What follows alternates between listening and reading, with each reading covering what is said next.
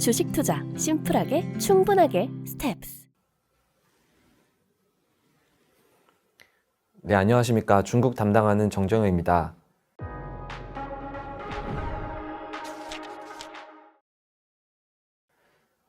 벌써 이제 저희가 설을 이제 일주일 앞두고 있는 상황이죠.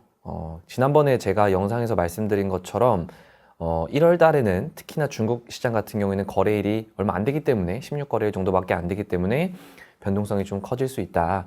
물론 리오프닝 주식 전 여전히 연간 내내 좋아하긴 하지만 1월 달에 단기 수급 이슈가 있을 수 있고 춘절이라는 장기 연휴를 앞두고 뭐 차익 실현 욕구라든가 이런 게 좀 커질 수 있기 때문에 단기적으로는 지난해 11월, 12월 소외됐던 기술주 중심으로 좀 담아보자. 태양광, 풍력, 전기차 이렇게 말씀을 드렸었는데요. 다행히도 뭐 시장 자체는 계속해서 반등을 하고 있는데 이런 와중에 그동안에 이제 빈집이라고 불렸던 기술주들, 그러니까 구조적 성장주, 육성 산업 종목들이 꽤 나쁘지 않은 흐름을 보이고 있습니다. 저는 이게 남아있는 시간까지도 어느 정도 유효할 수 있다고 보고 있고요. 아직까지는 지금의 의견을 유지하면서 이 영상을 시작하려고 합니다. 오늘 좀 말씀드릴 내용은 매년 중국 연초 되면 같은 기대가 생기고 연말이 되면 같은 아쉬움과 실망이 남았던 내용을 가지고 말씀을 드리려고 해요. 중국의 투자 관련된 내용입니다. 뭐 인프라 투자든 부동산 투자든. 사실 일반적으로 이제 저희가 이렇게 생각을 하죠. 중국 경기가 계속해서 하강 사이클에서 벗어나지 못하고 있고 이럴 때일수록 중국 정부의 의지가 중요하고 이 정부의 의지는 곧 뭐 채권을 발행하든가 혹은 레버리지를 끌어올리는 그런 투자에 집중할 가능성이 높다라는 얘기가 매년 초에 나옵니다. 근데 제가 사실은 이제 1년 넘게 이 영상을 통해서 인사를 드리면서 인프라 투자나 부동산 투자는 계속해서 조심스럽게 말씀드렸던 것 같아요. 그리고 특히나 다시 시간을 저희가 1년 전으로 돌려보면 비슷한 내용의 영상이 아마 있을 것 같습니다. 올해도 저는 중국이 대규모로 인프라 투자를 한다든가 특히 이것 때문에 중국의 인프라 관련된 종목들이 따라 올라가기에는 쉽지 않을 것으로 보고 있습니다.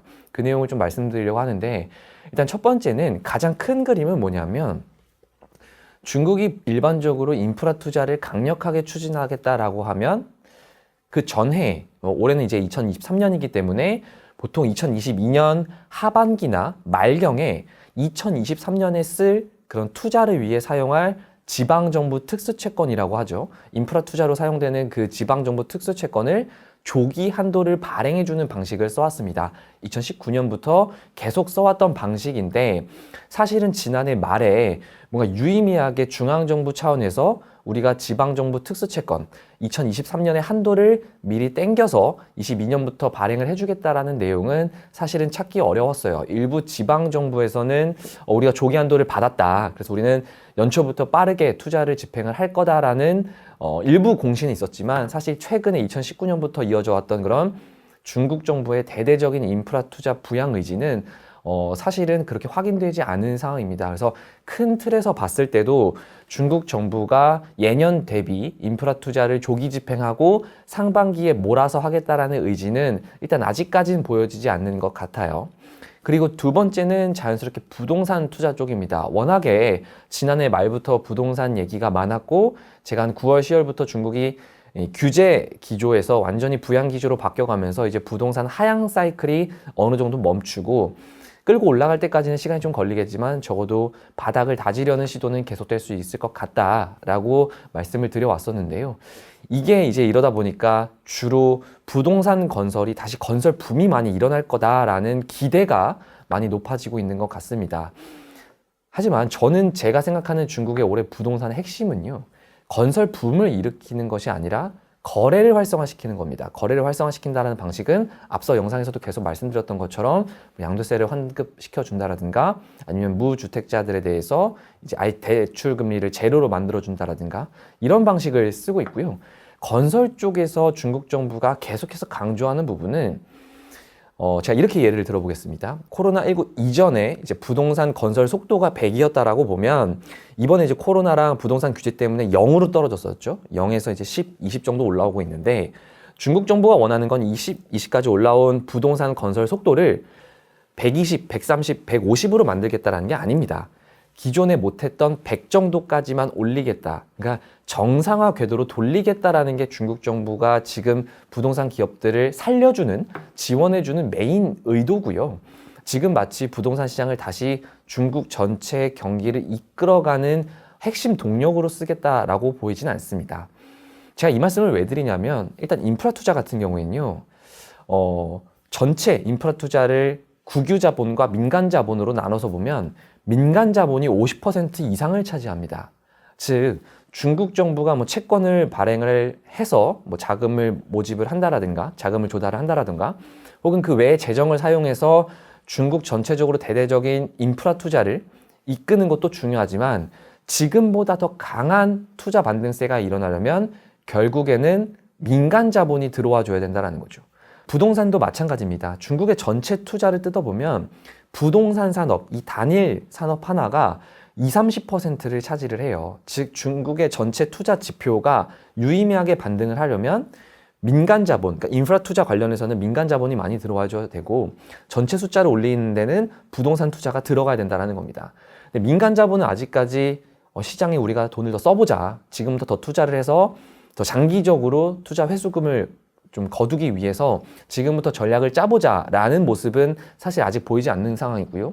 부동산도 마찬가지입니다. 이제 막 중국 정부가 부동산 개발사나 부동산 시장 자체의 그런 훼손된 심리나 아니면 재무 상황을 이제 막 정상화시키는 단계로 가고 있기 때문에, 사실은 중국의 전체 투자의 핵심이라고 볼 수 있는 인프라나 부동산 모두 사실상 큰 힘을 발휘하기 좀 어려운 상황이라고 보고 있어요.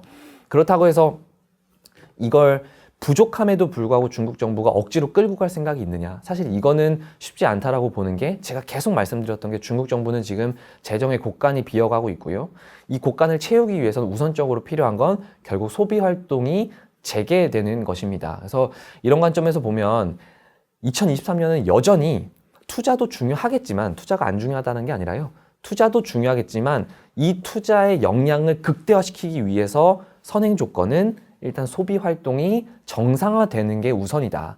지금은 중국의 경제, 그걸 뜯어서 뭐 소비, 수출, 투자 모든 분야가 이미 정상 범주 안에서 벗어났기 때문에 이번에 중국이 리오프닝을 통해서 혹은 부동산 규제 정책을 풀면서 원하는 것은 다시 과열이 아니라 너무 식어버린 경제를 정상화시키는 정도다라는 걸 이번에 중국의 정책 변화를 보시는 관점으로 해석을 해주셔야 될 것 같아요.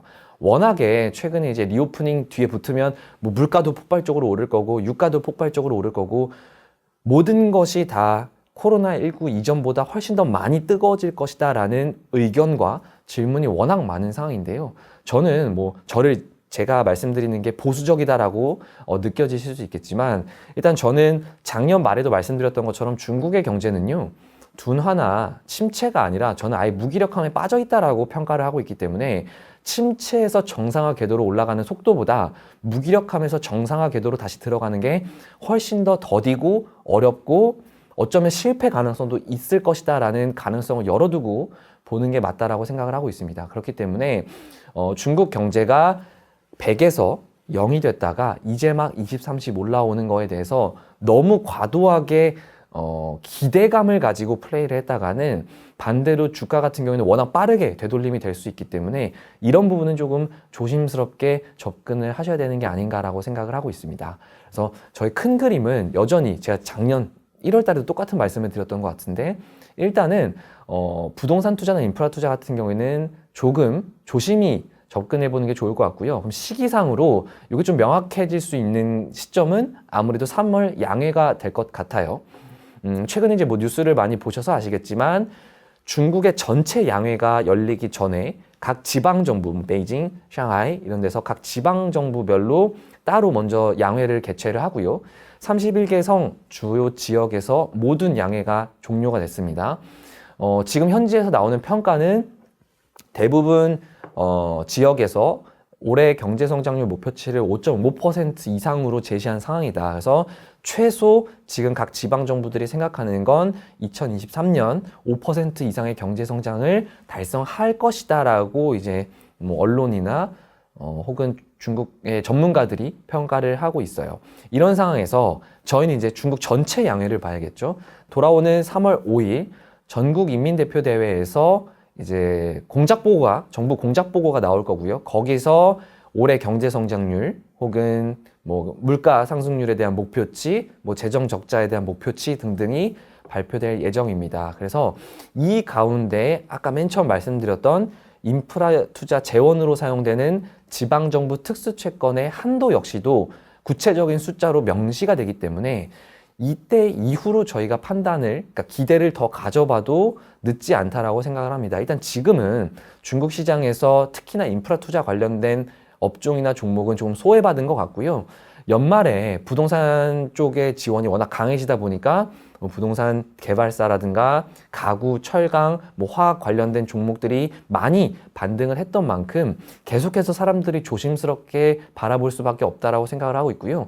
특히나 1월과 2월 두 달 동안에는 뭐 경제 지표도 발표가 안 되고 양회를 앞두고 각 부처에서 유의미한 정책 변화라든가 아니면 조금 더 뭔가 강하게 하겠다라는 시그널은 잘 안 보이는 시즌이기 때문에 사람들이 경제 지표가 발표되지 않는 그 깜깜이 구간에 들어가게 되고요. 그러면 그럴수록 내년 3월에 과연 어느 정도의 경제 성장률을 제시를 할지, 목표를 제시를 할지, 그리고 그에 따라서 어느 정도의 레버리지를 일으킬지, 예를 들면 뭐 재정 적자율을 높이는 방식을 쓸 수도 있고요. 혹은 아까 말씀드린 것처럼 지방정부 특수채권 한도를 뭐 올리거나 혹은 뭐 지난해랑 유사한 수준으로 유지를 하는 방법도 있기 때문에 그걸 확인하고 이제 중국의 투자 관련된 업종이나 종목에 관심을 가지셔도 되지 않을까 싶습니다.